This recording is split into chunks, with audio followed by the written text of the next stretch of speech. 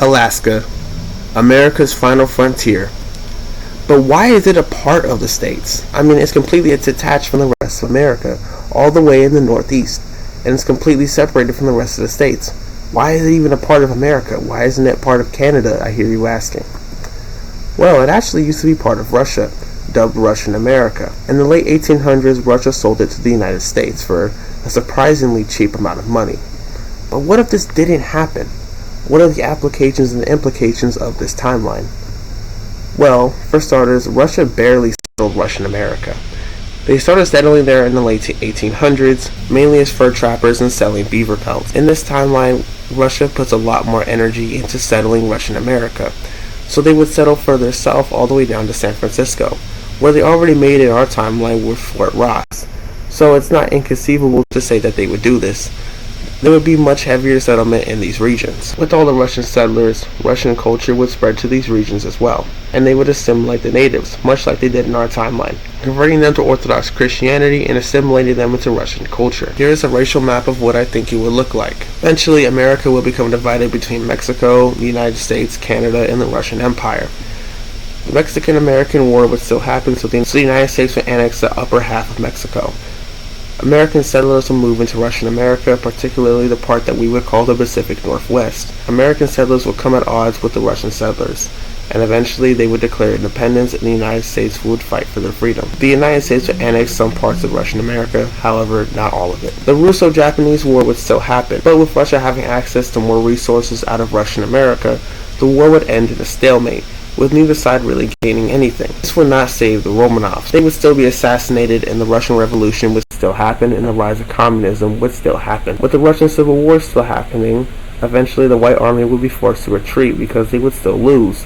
They would retreat further and further east. Eventually, their last stronghold would be Alaska. The communists, already being satisfied with conquering all of mainland Russia, would stop at Alaska. Alaska will become the last bastion of pre-communist Russia. In the real world, the White Army really didn't have anywhere to go. Some went to China and Mongolia, some went to France, some went to America, South America.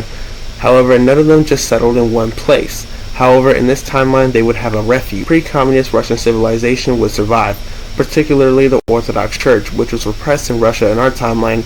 However, it would thrive in Alaska in this world. Many people living in the USSR would flee to Alaska to escape communism.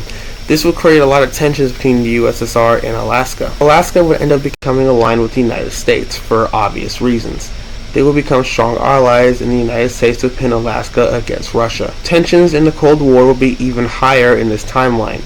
Maybe the Cuban Missile Crisis would happen in Alaska in this world. A dynamic similar to China and Taiwan would develop between Russia and Alaska, with Alaska considering the USSR to be illegitimate and them to be the true Russians, and the USSR viewing Alaska as a rebellious province.